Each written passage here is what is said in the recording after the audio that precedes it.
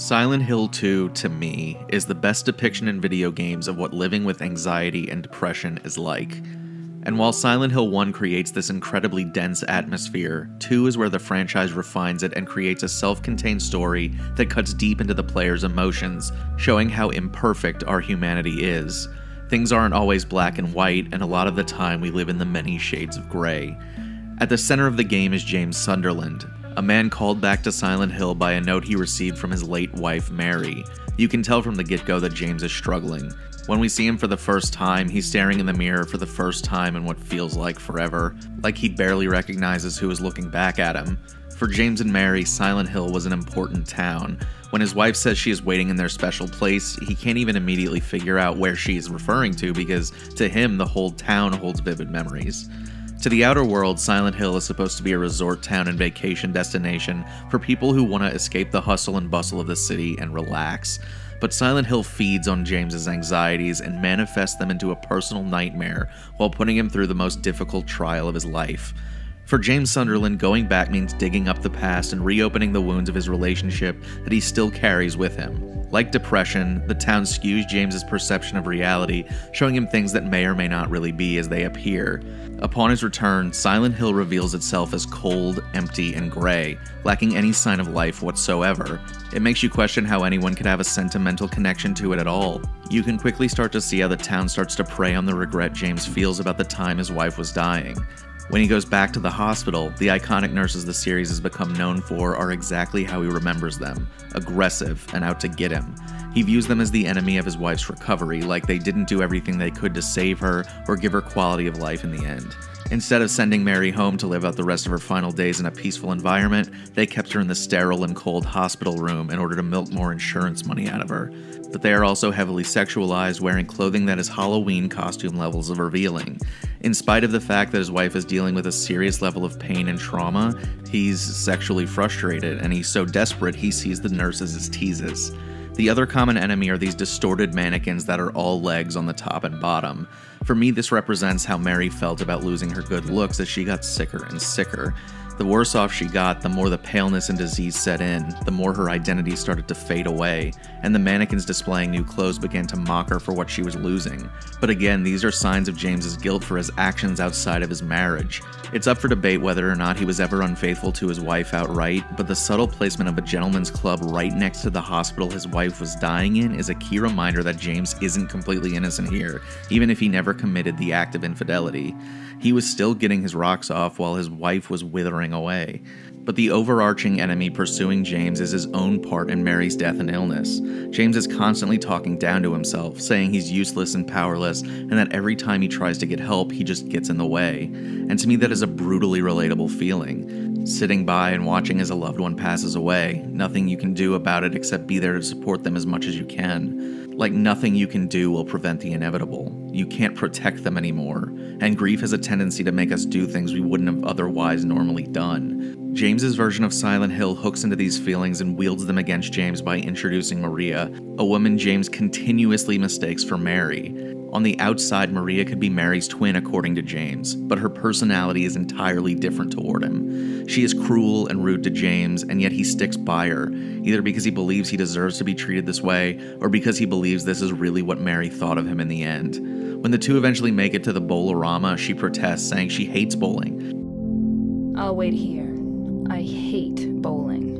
Like, Maria, I'm not about to try to get a quick frame in. I'm looking for something to help us, not go for a 300 while the world is ending around us. But to James, she is just close enough that he treats her as a stand-in for his late wife. In his head, James feels like he finally has a do-over to redeem himself for his past mistakes.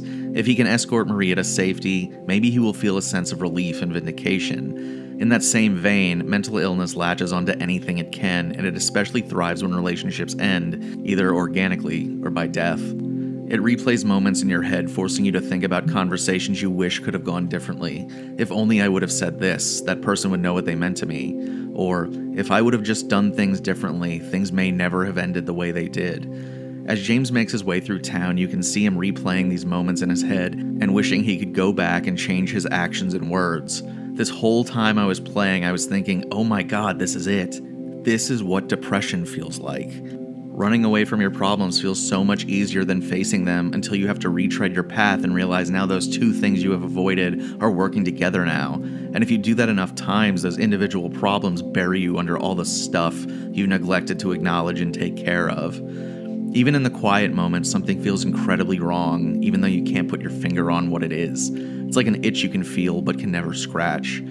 There is this metaphorical segment of the game where James is locked inside of a prison. He keeps coming across holes in his path, and he keeps jumping into them, falling deeper and deeper below the ground into the twisted and surreal otherworld he keeps finding himself in. As the player, you have to keep descending through these holes to proceed. The hole is always dark, and James can never see where the end of it lies, but he keeps taking a leap of faith, either in hopes that it will bring him closer to his goal, or possibly accepting whatever comes next for him, whether that be physical pain, or a final ending to his suffering. To him, he deserves whatever comes at the bottom of the hole.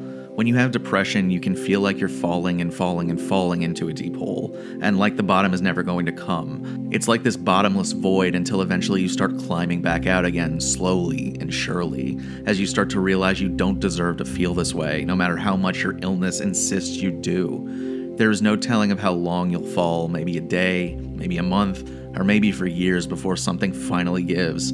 If you want to understand on a basic level what living with a chemical imbalance in your brain feels like, play Silent Hill 2. The overwhelming feeling of the atmosphere, the weakness you feel when fighting enemies that refuse to die no matter how many times you hit them, the tension that arises as you peel back layers of the game's story, that is it.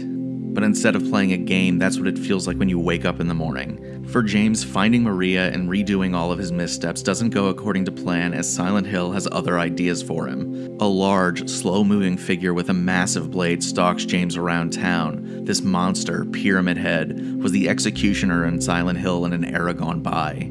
But it also acts as a phallic reminder of how James handled himself. It has a massive sword that drags along the ground, it assaults the other enemies it meets, and when you come face to face with it, he is unbeatable, showing that even when James fought his urges and temptations, there was never a way he was going to win.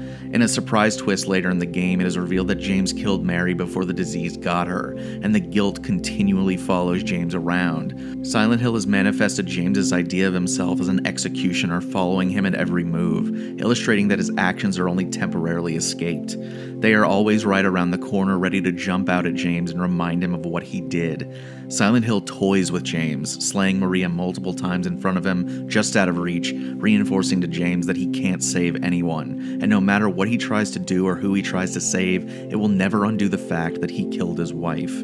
But again, Silent Hill doesn't ever show you the whole picture exactly. As James meets characters throughout the game, they keep trying to get him to admit that he's happy she's dead. He secretly hated her for the time she took from him as her condition worsened. It initially feels like Silent Hill is punishing James for killing his wife, and he's about to face retribution for lying to everyone and proving he is just as much of a monster as any of the other creatures in Silent Hill. But the game flips the script on us once again. Once it is revealed that James killed Mary, the game forces him to come face to face with his actions by forcing him to fight a monster that emerges from the body of Maria and kill it, letting him get catharsis through metaphorically killing the disease that was toiling her away from the inside. After dealing the final blow, the game fades into this devastating scene where Mary is on her deathbed talking to James one last time. He talks to her about her death and what his life has been like since she left him, and he tries to confess what everyone insists he feels. He tells Mary he killed her because he secretly hated her, and Mary responds, "If that's true, why do you look so sad?" And that ripped my heart out. James hating Mary was a lie he kept telling himself to feel better. If he hated her, he could be happy she was gone instead of feeling his loss every waking moment. And maybe one day he'd finally believe it and the pain would cease. If he could just truly believe the lie, he could get his life back and move on. And in that one sentence response, she cuts through all the crap. She knows James too well, and she sees the truth in his eyes. She wanted the suffering to stop. Her wishes were for the lack of life to end, and James gave it to her. His own depression tells him he did it for himself, but in reality, he did it for her. But did James really believe he could fool himself? Even though it defied all logic, he set off to Silent Hill on the vague improbability that the wife he buried was somehow alive in the place where they were last happy, and he was willing to fight through literal hell to see her one last time. But even when it becomes obvious as to what is happening, James can't see it for himself. He needs to see Mary that final time and hear her voice telling him that he needs to start living for himself again. He gave up so much for her that he needs to give himself permission to live. In a lot of horror properties, I always wonder how the characters are supposed to be able to live normal lives after the credits roll. James survived Silent Hill's trials and faced his judgment day. He's not an innocent party. He definitely did bad things. But for James, I felt this great sense of closure. Like once he leaves Silent Hill, he will be in control of his life again. He can make changes to be a better person than he was before. He felt regret for his prior actions, which, don't get me wrong, that can't undo what he did. But he can learn from what he did wrong and make better decisions next time. He fought and fought and fought to face every single thing that has been draining the life out of him, and he had two choices: keep fighting or die under the weight of the all-consuming guilt. It's as if Silent Hill forced him to process his lingering feelings, and in the end, it was the best thing for him. For as bleak as the story was, I felt optimism for James when it was over, and I was left with something for myself that was much more powerful. If you are one of the many who deal with mental health issues, know you aren't alone in your own Silent Hill, even when it feels like you are. And while maybe it feels like the bottom of the hole will never come, keep going, keep fighting, reach out for help. Sometimes that is the strongest thing you can do. There will be links in the description for resources you can use to get the help you need. And lastly, if no one has told you today, I'm happy you are here.